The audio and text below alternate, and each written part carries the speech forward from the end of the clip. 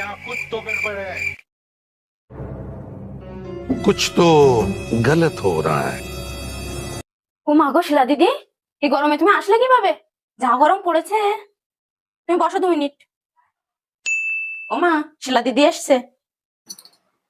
আমি এই লেবু জল বানিয়ে দিচ্ছি, এটা শিলাকে দে। যে করে হোক ওকে আটকে রাখতে হবে। ও যদি এখন কাজ ছেড়ে চলে যায়, নতুন কাজের মেয়ে পাওয়া যাবে না।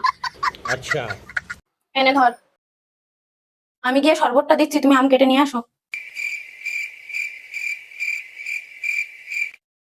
কিরে নটিংকি, মহারানী ভিক্টোরিয়ার মতো বসে আছিস কেন? সকাল থেকে দেখলাম গুড্ডুর মা সব কাজ করছে, তোকে আবার ছাড়িয়ে দিল না তো? দেখো দিদি, কাটা ঘায়ে নুনের ছিটে দিও না।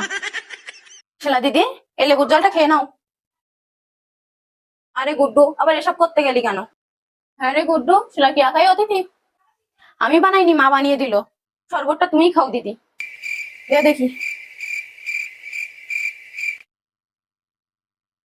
শিলা, আমটা খেয়ে দেখতো কেমন খেতে। আরে দিদি, অযথা এসব করে খরচ করতে গেলে কেন?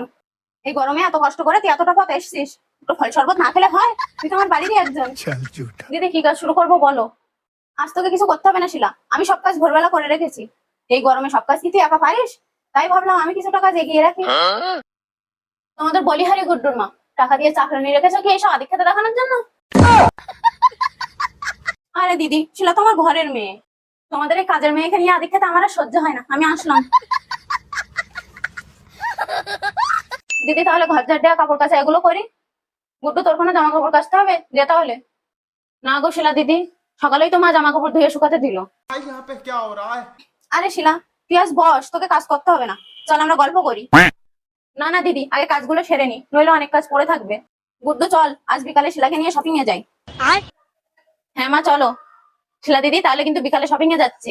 হ্যাঁ হ্যাঁ দিদি চলো। দিদি আমি আসার সময় চিমটির মাকে বলে আসলাম, এই গরমে তুমি একটাও কাজ করতে দাও না। আর আমি তো এই বাড়িরই একজন, তাই ওদের বাড়ির কাজটা আর করবো না। তাহলে শিলা, তুই কাজটা ছেড়ে দিচ্ছিস না তো?